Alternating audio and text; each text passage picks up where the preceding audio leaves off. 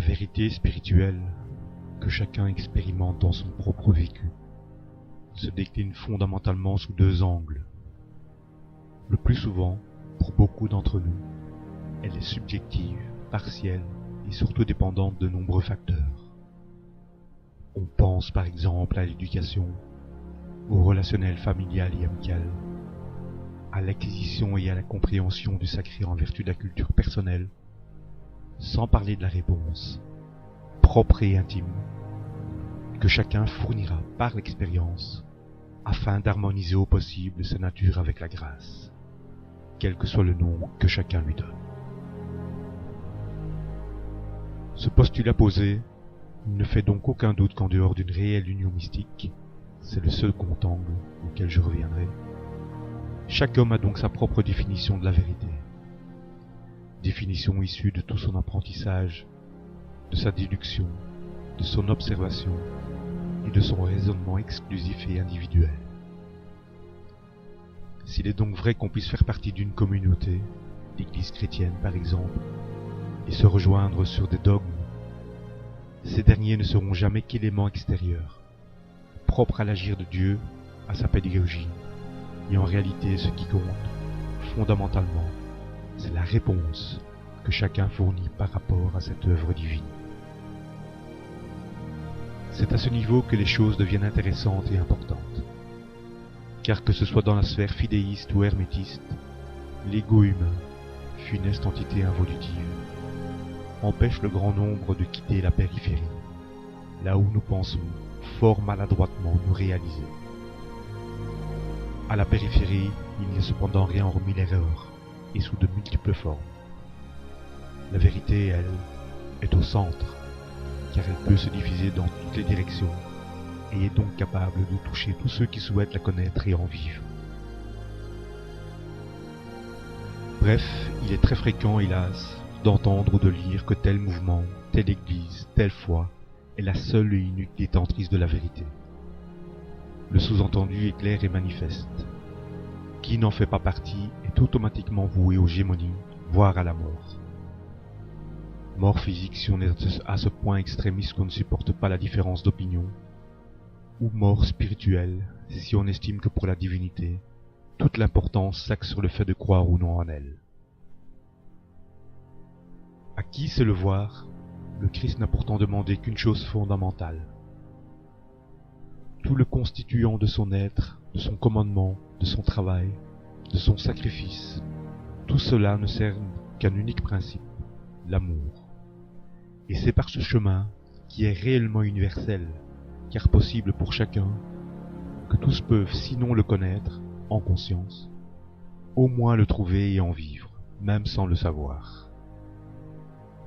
Quiconque aime comme il aima, sans distinction d'aucune sorte, sans préalable, de manière sincère, totale et désintéressée, celui-là fait davantage que de déceler ou de percevoir le Christ. Il le ressent, il l'expérimente concrètement et en plénitude. Tout ceci ne peut donc se réaliser en critiquant ou en méprisant ce qu'on estime dans l'erreur au niveau de la foi ou de l'absence de foi. Car nous ne sommes plus alors dans l'amour, qui est par nature même partage, tempérance et tolérance. Le jugement lui appartient à un autre. À ce sujet, l'exemple du Christ est très interpellant.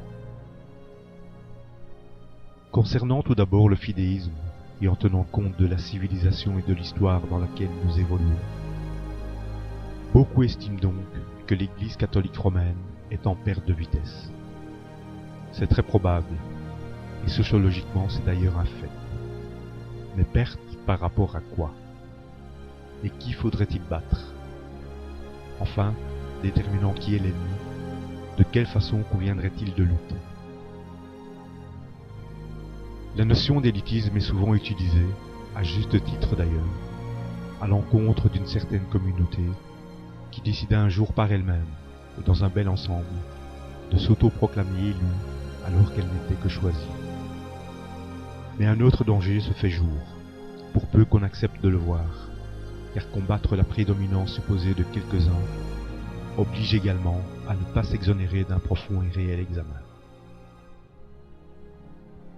bien qu'il soit assez sain de mettre en avant les valeurs qu'on estime positives. Souvent, trop souvent, celles-ci ramènent uniquement vers soi, vers son mouvement, son Église ou sa religion. Sommes-nous réellement ici en présence de la véritable notion de partage, telle que le préconisait le Christ et les premiers chrétiens? En règle générale, on peut s'approcher de pensées différentes et accepter un dialogue. Mais ce que l'autre peut apporter sous un angle positif n'est pour beaucoup d'aucune valeur. Autrement dit, et sans généraliser, chacun reste sur une position qu'il veut dominante et sans exclusive. La confrontation est certes moins formelle, mais n'en reste pas moins aussi réelle qu'elle est sourde et diaphane. La cendre couve toujours sous le feu, certains ne demandant d'ailleurs qu'à l'attiser. S'il est donc évident pour certains que chrétienté et islam, par exemple, peuvent être compatibles ou convergents, en réalité pour qui sait et pour qui ose le voir, les choses doivent pourtant encore aller plus loin, plus au centre, à l'universel. Car toute pensée charitable, traduite en acte, ramène automatiquement vers le commandement du Christ. Elle ne saurait donc, logiquement, être rejetée ou méprisée par celui qui nous donna l'exemple par sa vie même, et encore moins sous le fallacieux et erroné prétexte que celui qui applique et concrétise cette charité ne fasse peut-être pas partie de notre Église ou de notre foi. À ce titre, il faut donc se demander ce qu'est réellement l'Église, car on mélange très souvent l'Église apostolique et l'Église mystique. L'une n'est cependant pas l'autre, et la seconde prédomine sur la première. Le corps du Christ est-il alors composé uniquement de fidèles baptisés? Est-ce là la limite de la réalité? J'ai quelques raisons et quelques doutes à croire qu'il en soit ainsi. N'oublions jamais d'une part que le travail rédempteur fut accompli sous un angle universel, et d'autre part qu'il faille surtout, point clé, œuvrer d'une certaine façon pour unir réellement et durablement notre nature à la grâce, permettant à cette dernière de nous rendre tels qu'elle veut que nous soyons, c'est-à-dire non plus à l'image, mais à leur ressemblance. Et ne peut ressembler à l'amour que celui qui le porte en lui, consciemment ou pas, mais surtout celui qui en atteste. Tout être censé admettra, puisque l'Esprit souffle depuis toujours en qui il veut, que la chose est donc possible en tout homme, quelle que soit sa culture, son éventuelle religion ou chemin intérieur, sa race, son vécu. Quand le Christ dit « Aimez-vous les uns les autres comme je vous ai aimé », sous-entendu sans exclusive, condition ou prérequis, il ne fait donc pas mention d'une quelconque foi ou appartenance ethnique, sociale, religieuse ou autre. L'accent est mis sur la seule charité, et sans aucun préalable. Quand on est l'amour absolu, comme le démontra le Christ, on se donne à chacun et pour chacun ce qu'il fit, et on ne saurait rejeter qui que ce soit agissant comme lui, avec une pensée, un angle sain et des actes charitables, désintéressés et concrets. Cette réalité logique étant posée, il y a donc quelque erreur, ou suffisance, à prétendre son Église ou sa foi, seule susceptible et capable de mener vers un souhait et un objectif qui se veulent pourtant universels, c'est-à-dire accordés à tous, en vertu d'un sacrifice sans pareil pour l'ensemble. La parabole du bon samaritain jette une vive lumière sur cette vérité. Qui voyons-nous en effet, si ce n'est un homme croyant, et s'estimant peut-être élu pour le simple fait de sa croyance ou de son appartenance, un homme ne réalisant pas néanmoins ce mouvement charitable que le Christ attend de tout être. Nous percevons ensuite un samaritain, c'est-à-dire une personne rejetée par les bien-pensants élitistes de son époque, qui accomplit ce geste éminemment révélateur pour Jésus. Geste qui bouleverse la conception antique, et hélas encore trop actuelle, sur l'importance et la primauté des œuvres charitables, par-delà une quelconque foi. On remarque donc, par cet exemple assez édifiant, que l'Église du Christ n'est pas uniquement l'Église catholique apostolique, mais que ce corps est bien au-delà, et accepte en son sein, le contraire eût d'ailleurs surpris, tout homme et femme attestant dans les faits du commandement christique. Loin n'a pas seulement demandé à l'Église apostolique de l'imiter, son sacrifice étant universel et acquis de haute lutte, c'est à tous les hommes qu'il demande la ressemblance.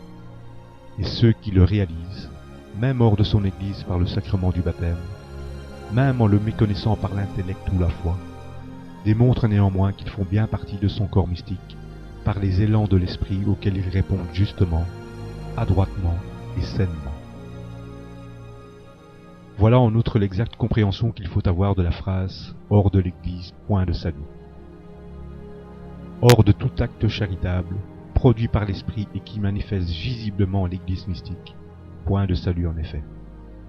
Ou alors, il faut oser prétendre que le Christ est un menteur, lui qui nous a fourni une recommandation absolue, basée sur l'amour-harmonie, c'est-à-dire la charité envers tous, sans préalable ni jugement d'aucune sorte.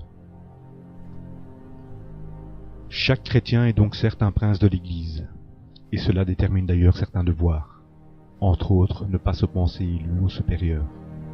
Mais chaque homme est aussi potentiellement un membre du corps mystique, selon la ressemblance qu'il s'efforcera d'acquérir vis-à-vis de l'amour absolu qui est Dieu. Ce dernier ne déterminant donc pas l'élection ou l'évolution en fonction de la croyance éventuelle, mais uniquement et principalement de ce qui lui ressemble en l'homme, et une seule chose est dans ce cas, un seul sentiment. Peut-être serait-il primordial de bien saisir une chose. Si Dieu existe, quelles que soient les multiples divergences de forme que chacun peut trouver chez celui qui n'adhère pas à ses convictions personnelles, il faut tout de même être assez fermé ou obtus pour ignorer le point qui relie chaque opinion. La véritable religion est d'ailleurs celle-ci, celle qui relie chacun, malgré les différences de forme, dans un esprit de concorde, autrement dit l'esprit divin. Ce que veut celui qu'on peut nommer de différentes manières, c'est non plusieurs tables de banquet, mais une seule, là où se regrouperont tous ceux qui ont compris le sens premier et ultime, et surtout tous ceux qui l'auront appliqué. Car la phrase qui sera entendue à la fin de cette existence ne sera pas « as-tu cru ?» mais « as-tu aimé ?» Si Dieu devait punir une partie de l'humanité, mais en réalité elle s'en charge bien elle-même, ce ne serait donc pas parce que la majorité de celle-ci ne le connaît pas ou l'ignore. Ça c'est un trait de caractère qui ne s'y est pas à l'absolu, mais juste aux hommes méconnaissants.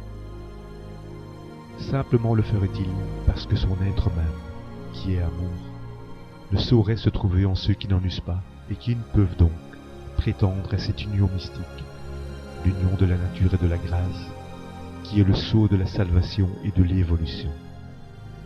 Par contre, celui qui ressemble à Dieu ou qui cherche à le faire, et cela ne se peut que d'une façon, qui qu'il soit et quel que soit son parcours, même hors fidéisme, ne peut être repoussé ou délaissé, puisqu'il atteste le commandement du Christ de la manière la plus éminente. Saint Paul, lorsqu'il écrit à propos de la loi naturelle, explique d'ailleurs cela bien mieux que je ne le pourrais. On peut donc dire, pour insister sur l'aspect chrétien, qu'il existe donc certes une primauté ontologique de l'Église catholique, découlant de la transmission et de la tradition, mais celle-ci n'est en rien décisionnaire quant au salut potentiel, pas plus qu'elle ne l'est évidemment sur la prime et divine réalité amoureuse qui se porte sur tous. Si on pense le contraire, alors il serait temps d'exhumer les textes appuyant cette réalité. Des écrits qui nous diraient que seuls les croyants d'une certaine église ou d'une certaine foi sont dignes du royaume. Affirmation qui serait donc en contradiction avec le précepte et tout le vécu de qui vous savez. L'amour, qui n'est pas inconséquent ni injuste, n'a jamais repoussé un homme qui témoigne et atteste de ce sentiment. Si on comprend cela à un juste niveau, quel est alors l'intérêt de dénigrer ou mépriser celui qui ne pense pas comme nous? Surtout si en plus il est charitable comme Jésus. On devrait plutôt en être heureux, même si nous divergeons sur certaines données. On devrait plutôt louer celui qui permet à un homme de lui ressembler en témoignant de sa gloire et de sa nature dans le monde. À moins, justement, que ce soit notre petite gloire personnelle, celle de notre ego, de notre foi supposée ou de notre Église qui nous mène. Rappelons dans ce cas que l'objectif n'est pas d'être meilleur que les autres, ni surtout de s'estimer tel, mais simplement d'être meilleur, oubliant la paille qu'on croit discerner dans l'œil d'autrui, pour se concentrer sur la poutre qui nous rend aveugles. Contrairement à ce que j'ai perçu quelquefois, il n'y a donc aucune raison, ou alors très improductive, de dénigrer l'amour ou celui qui en atteste. Ce sentiment n'est pas une tare, encore moins s'il est appliqué à l'instar du Christ. Oser le faire, orgueilleusement en plus, c'est ôter à l'humanité la seule chose, comme l'a très bien démontré le Rédempteur, susceptible de l'élever et de l'aider à quitter enfin les sombres rivages de l'erreur. Pour tous mes frères chrétiens, et bien que je vais encore prendre l'exemple du Christ d'aujourd'hui, il importe de bien comprendre une chose concernant le type de combat à livrer. Fondamentalement, la véritable Église chrétienne est un corps soumis à sa tête, qui est le Christ, et elle est donc, par essence et en opposition aux forces de ce monde, foncièrement martyre. Car de deux choses l'une, soit l'Église et ses membres réagissent comme les forces adverses, et dans ce cas on ne voit vraiment pas ce qui distinguerait les premiers des seconds, soit elle rejoint la perspective universelle du Christ, celle d'un amour inconditionnel, même pour les négateurs, les inverseurs ou les persécuteurs. Ceci néanmoins sans avoir part avec leur valeur improductive, sans rien concéder au mal, mais bien mieux, par effet miroir, en le tenant réellement pour ce qu'il est, c'est-à-dire la négation non seulement de Dieu et de sa grâce, mais aussi de l'homme. Évidemment, cet objectif et cette attitude sont des absolus, et peu sont susceptibles de les atteindre. Mais l'important n'est pas seulement le but, mais également le chemin. Pourquoi ? Tout simplement parce que les deux sont identiques et se nomment amour harmonie. Si on croit réellement à une salvation, l'essentiel n'est pas le degré ou le niveau de sainteté personnelle, qui serions-nous d'ailleurs pour le déterminer, mais la constance et la charité déployées personnellement pour s'élever et surtout, par, avec et dans la grâce, pour élever les autres, car la première étape est dépendante de la seconde. C'est là un point essentiel que même des fidéistes ou de prétendus initiés négligent, méconnaissent ou repoussent. Les fanatiques de quelque bord que ce soit pensent égoïstement, moi d'abord, ou moi et mon groupe seulement, alors que la véritable religion, c'est tous ensemble, au-delà des différences, dans le partage et l'amour grâce à l'amour. Tel est, ou devrait être, le lien entre les hommes, car tel est le lien entre Dieu et ses créatures. Avoir le front de repousser les autres, les différents, masse infectée indigne, et oser, orgueil incroyable, se faire juge avant l'heure en plus, à la place du seul vrai juge, est donc pour le moins inadapté, stupide, improductif, et relève autant d'une méconnaissance du commandement christique que d'une conception arbitraire et infondée concernant la valeur de chaque homme aux yeux de Dieu. C'est penser que la grâce est déterminée par la seule tradition, par un clan, un groupe, une église, une culture, un savoir ou une foi. C'est ressembler à ceux qui se pensent élus par le sang. La démarche sur le fond est en effet similaire. On ramène le tout à une expression mineure et indépendante. Mais l'esprit du crucifié, mérité au sein de 1000 épreuves, est cependant libre, et s'active même en ceux qui ne le connaissent pas visiblement, mais qui sont cependant ennemis à lui, simplement parce qu'il témoigne de sa nature fondamentale, qui est l'amour. N'en déplaise à certains, trop repliés qu'ils sont sur leur propre lumière. Je pourrais creuser plus loin, et établir facilement le rapport entre ce type d'attitude et le mal. Le mal qui est fondamentalement la volonté de ramener à soi ce qui est pour tous, tout en s'éjectant du centre pour vouloir, erronément et stupidement, rayonner à la périphérie. Seul, évidemment, et avec l'impression, hélas fausse, d'arpenter la juste voie. Mais il n'y a pourtant que le chemin du commandement christique qui soit totalement fondé, et en pensant être les seuls à pouvoir l'utiliser ou être dignes d'en user, l'erreur est des plus absolues. La meilleure preuve de tout ceci, c'est bien logique, est encore et toujours Jésus. Toutes les manœuvres du mal, si on analyse justement, consistent non seulement à le forcer à prendre parti, mais en plus en lui demandant d'utiliser les mêmes armes que l'ennemi. On sait, par sa vie et toute son œuvre, comment il s'émancipa de cette demande. Même les apôtres, au plus près de lui pendant des années, osèrent lui demander avant son départ « Seigneur, est-ce maintenant que tu vas rétablir la royauté en Israël ?» Notion et question éminemment élitistes et matérialistes, propres à une certaine communauté, mais ce n'est pas le sujet. Ce n'est que lorsque l'Esprit fut donné que les opinions changèrent et devinrent spirituelles et universelles, et donc comprises dans le sens d'une grâce offerte pour tous, avec la seule exigence d'un travail et devoir personnel, qui, intégré consciemment ou non à cette dite grâce, permet la communion. Communion qui est le résultat d'un sacrifice pieds nus, qui lui n'a fait aucune distinction entre les hommes avant de s'accomplir. Quant à la véritable distinction, qui existe bien, mais n'est pas du ressort de la relation entre les hommes, et encore moins de leur jugement réciproque, elle ne s'effectue qu'en rapport avec le commandement du Christ, et la faculté dont chacun, personnellement, y aura répondu. Si donc ce Christ a vécu par l'amour, vers tous, pour l'amour, à tous, sans se soucier des règles du monde, puissance, corruption de tout ordre, domination, élitisme, suprémacisme. J'imagine que beaucoup sauront convenir que cela dénote une raison précise, et qu'il est donc demandé à son corps mystique, dont ne font pas seulement partie les membres de son Église apostolique, mais tout homme aimant, puisque la ressemblance est alors manifeste, il leur est demandé d'agir d'identique manière. Il est demandé l'amour, envers chacun, pas de se penser ou de se dire supérieur aux autres. Cherchez d'abord le royaume des cieux, le jour où on le trouvera dans la confrontation avec le mal, alors qu'on use du même arsenal que celui-ci, ce qu'a d'ailleurs toujours rejeté le Christ, en spécifiant que son royaume n'était pas de ce monde.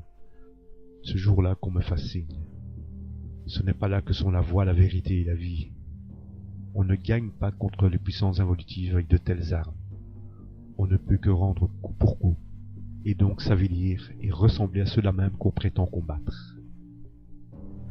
À l'instar du Christ, le mal, en nous et à l'extérieur, ne se combat pas par le mal, car dans celui-ci ne se trouve aucune grâce, et sans l'aide de la grâce, nous savons, ou devrions savoir, ce que nous risquons à coup sûr. S'estimer élu, se croire membre de la seule croyance ou église choisie à travers les univers, méprisant les autres hommes, objectivement ou pas, participe donc aussi de ces élans improductifs et dangereux. L'histoire est d'ailleurs là qui en atteste. Élans qui, loin d'être salutaires, sont aussi autant de pièges tendus non seulement par les forces humaines régnantes ou dirigeantes, mais aussi par les puissances non humaines qui savent leur temps compter. Avant de vouloir déterminer soi-même qui serait éventuellement en faute et hors de ce qu'on estime être la juste voie, il convient donc de bien comprendre qu'agir de la sorte jette en fait une très vive lueur sur notre propre condition qui dans ces cas précis est rejet, pitié, élitisme et sentiment de fausse supériorité. Toute chose bien éloignée des agissements de celui qui aima sans jamais juger, tout en demandant une seule et unique chose, l'imitation, au niveau de l'humilité et de l'amour vrai. Je pense, et j'en terminerai là pour l'aspect fidéiste, qu'au-delà des craintes, parfois compréhensibles, concernant l'avenir de l'Église catholique et apostolique, assez profondément manipulée, mais comme tout pouvoir sur cette terre, il faut néanmoins se souvenir d'un élément essentiel. La grâce nous arrive certes de l'Église institution, extérieurement donc, mais aussi pour tous les hommes, intérieurement, et les deux se complètent. Celui qui comprend cela saisit alors aussi la signification de la première phrase de feu le pape Jean-Paul II, « N'ayez pas peur ». Car cette double trajectoire de la grâce fait que les ennemis de l'Église ne l'emporteront jamais, car il n'est pas en leur pouvoir, quoi qu'ils pensent, et comme semble le craindre plusieurs, de détruire la lumière sise en tout être, lumière qui est projetée à chaque fois qu'un homme aime sincèrement, c'est-à-dire sans juger et encore moins condamner, rappelant de la plus concrète, imminente et profonde manière ce qu'elle est, de qui elle provient, et surtout qui en est destin jusqu'à son dernier souffle. Ces fâcheuses notions d'élitisme et de favoritisme supposé Chacun peut également les retrouver dans la sphère hermétiste, là où certains pensent que savoir est automatiquement synonyme de sagesse. Tel n'est cependant pas le cas, car la véritable sagesse est non seulement de discerner le but de la création, d'arpenter le chemin qui est proposé, voire demandé, et finalement d'atteindre la finalité en conscience et dans la charité. Pour qui sait, ces trois processus ne font cependant qu'un, car le but, le chemin et la finalité, c'est encore et toujours l'amour. Et s'il est exact que pour les hermétistes la référence est également le Christ, bien que sa nature diffère du Christ chrétien, à nouveau ce qui importe, c'est son message, son œuvre et sa demande. L'hermétisme considère, et souvent par le biais d'expérimentations concrètes, dont il n'y a pas lieu de parler ici, que le Christ est le Seigneur de Tiferet, un monde, un état d'être qui sur l'arbre de vie kabbalistique, celui-ci n'ayant, petite parenthèse, qu'un lien culturel et historique avec le peuple juif, un monde donc qui s'associe avec le cœur et les tendances charitables de celui-ci. Cette notion de cœur du Christ ayant d'ailleurs été reprise sous les auspices de la grâce et le contraire étonné par certains docteurs de l'Église et intégrée depuis longtemps déjà dans la vénération chrétienne. Ainsi donc, le concept universel de l'amour, lorsqu'il est bien compris, est identique pour le connaissant comme pour le croyant. C'est ce chemin et nul autre qui mène à l'union de la nature et de la grâce. De nombreux mystiques, qu'ils soient chrétiens ou pas, n'eurent d'ailleurs de cesse de montrer que la transcendance et l'extase sont uniquement les fruits et la récompense de ce sentiment désintéressé et vrai. Celui qui comprend cela, qui saisit toute l'importance de l'œuvre du Christ et surtout ses vertus à l'illimité, ne saurait donc faire erreur, qu'il soit philéiste, hermétiste ou méconnaissant de sa nature profonde. Fondamentalement, le processus d'union et d'harmonie est unique, quel que soit l'itinéraire emprunté, et il se nomme charité. Ce n'est donc pas pour rien, pour terminer, qu'il est expliqué que Tiferet seul peut mener à Keter. Autrement dit, c'est par l'amour que peut s'obtenir, si la divinité l'accepte, l'illumination. Hermétiquement, on peut donc dire qu'il est demandé à l'homme de trouver Tiferet et d'appliquer ce qu'il en reçoit.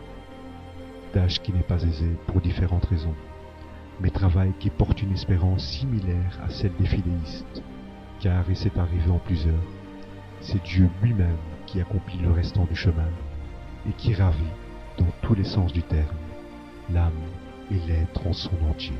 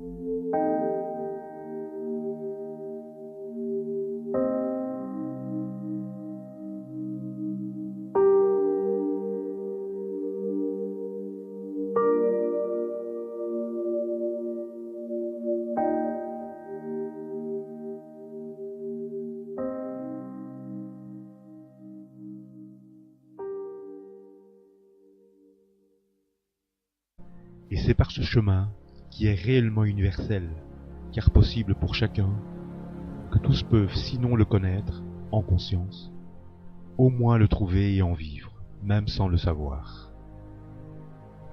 Quiconque aime comme il aima, sans distinction d'aucune sorte, sans préalable, de manière sincère, totale et désintéressée, celui-là fait davantage que de déceler ou de percevoir le Christ. Il le ressent, il l'expérimente concrètement et en plénitude. Tout ceci ne peut donc se réaliser en critiquant ou en méprisant ceux qu'on estime dans l'erreur au niveau de la foi ou de l'absence de foi.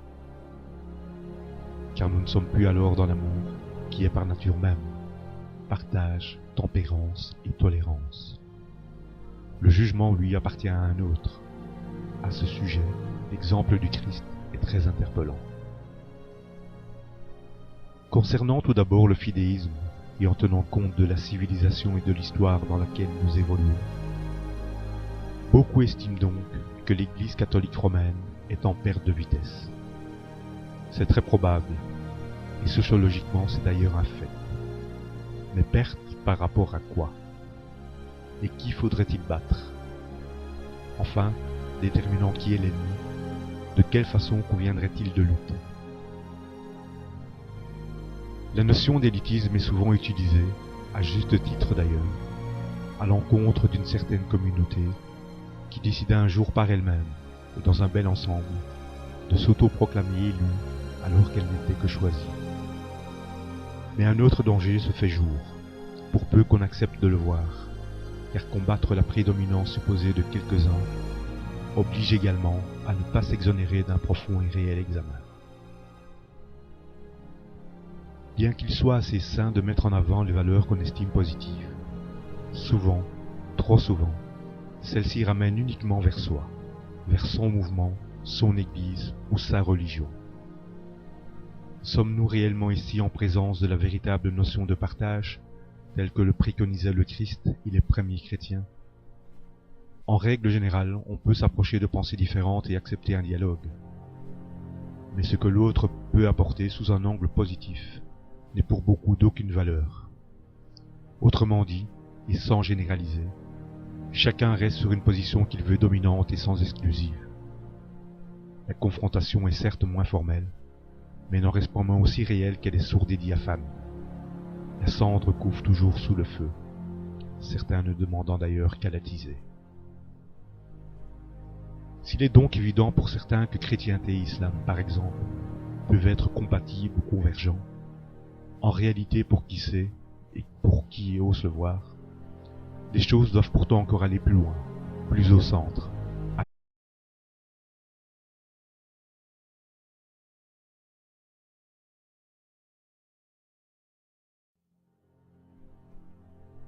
La vérité spirituelle que chacun expérimente dans son propre vécu se décline fondamentalement sous deux angles.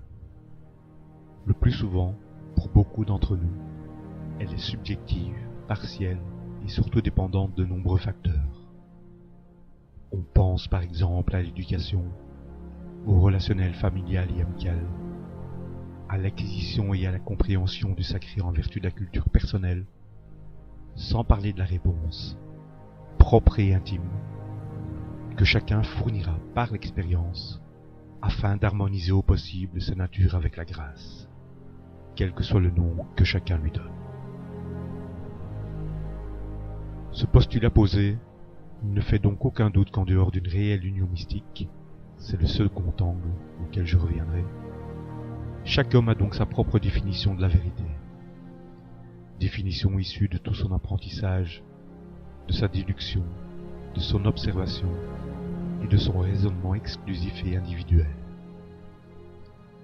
S'il est donc vrai qu'on puisse faire partie d'une communauté, l'Église chrétienne par exemple, et se rejoindre sur des dogmes, ces derniers ne seront jamais qu'éléments extérieurs, propres à l'agir de Dieu, à sa pédagogie, et en réalité ce qui compte, fondamentalement, c'est la réponse que chacun fournit par rapport à cette œuvre divine.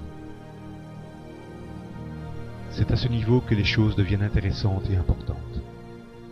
Car que ce soit dans la sphère fidéiste ou hermétiste, l'ego humain, funeste entité involutive, empêche le grand nombre de quitter la périphérie, là où nous pensons fort maladroitement nous réaliser.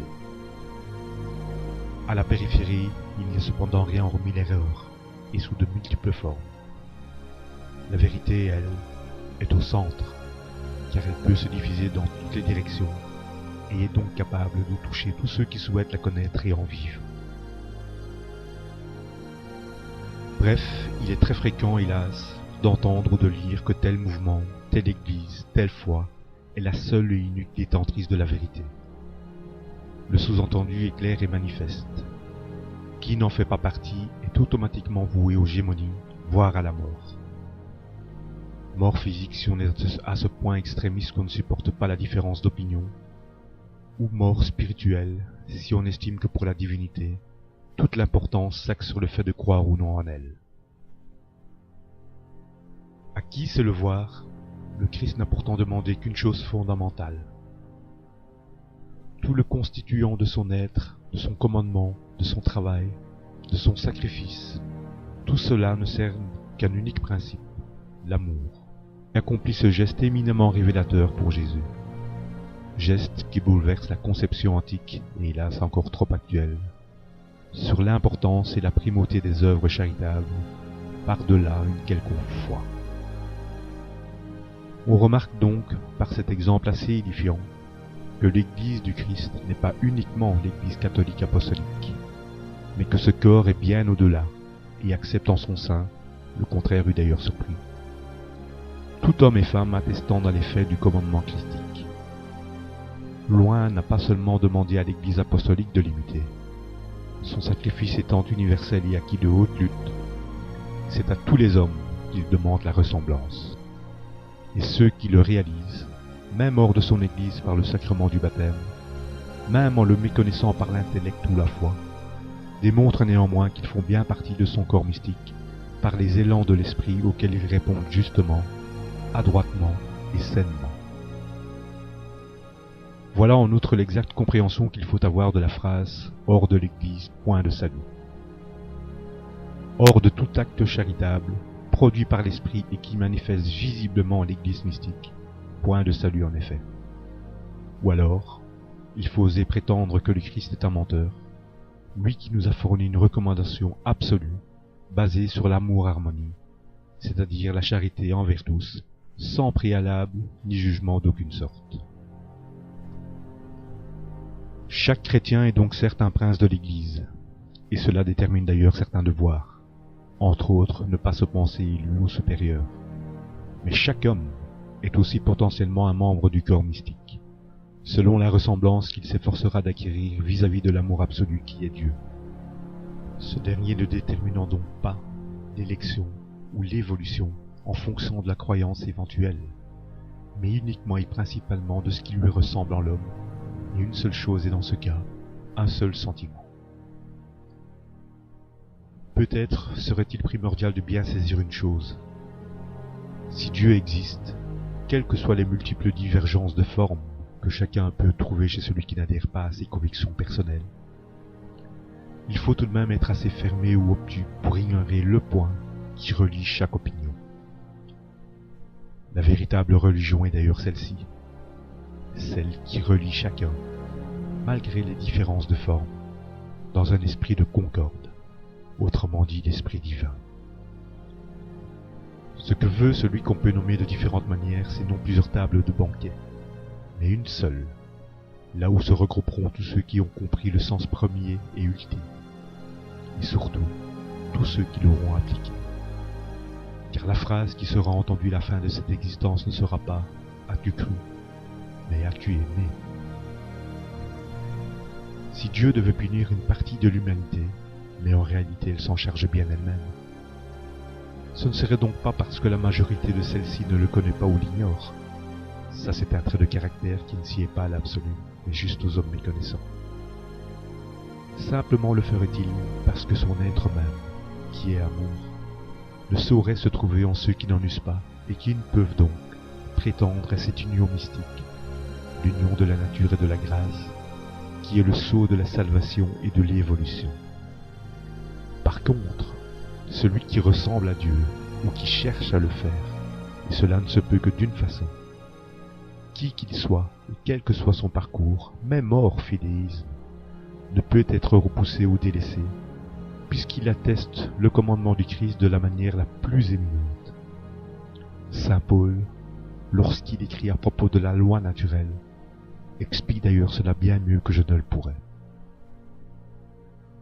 On peut donc dire, pour insister sur l'aspect chrétien, qu'il existe donc certes une primauté ontologique de l'Église catholique, découlant de la transmission et de la tradition, mais celle-ci n'est en rien décisionnaire quant au salut potentiel, pas plus qu'elle ne l'est évidemment sur la prime et divine réalité amoureuse qui se porte sur tous. Si on pense le contraire, alors il serait temps d'exhumer les textes appuyant cette réalité. Des écrits qui nous diraient que seuls les croyants d'une certaine église ou d'une certaine foi sont dignes du royaume. Affirmation qui serait donc en contradiction avec le précepte et tout le vécu de qui vous savez. L'amour, qui n'est pas inconséquent ni injuste, n'a jamais repoussé un homme qui témoigne et atteste de ce sentiment. Si on comprend cela à un juste niveau, quel est alors l'intérêt de dénigrer ou mépriser celui qui ne pense pas comme nous? Surtout si en plus il est charitable comme Jésus. On devrait plutôt en être heureux, même si nous divergeons sur certaines données. On devrait plutôt louer celui qui permet à un homme de lui ressembler en témoignant de sa gloire et de sa nature dans le monde. À moins, justement, que ce soit notre petite gloire personnelle, celle de notre ego, de notre foi supposée ou de notre Église qui nous mène. Rappelons dans ce cas que l'objectif n'est pas d'être meilleur que les autres, ni surtout de s'estimer tel, mais simplement d'être meilleur. Oubliant la baille qu'on croit discerner dans l'œil d'autrui, pour se concentrer sur la poutre qui nous rend aveugles. Contrairement à ce que j'ai perçu quelquefois, il n'y a donc aucune raison, ou alors très improductive, de dénigrer l'amour ou celui qui en atteste. Ce sentiment n'est pas une tare, encore moins s'il est appliqué à l'instar du Christ. Oser le faire, orgueilleusement en plus, c'est ôter à l'humanité la seule chose, comme l'a très bien démontré le Rédempteur, susceptible à l'universel.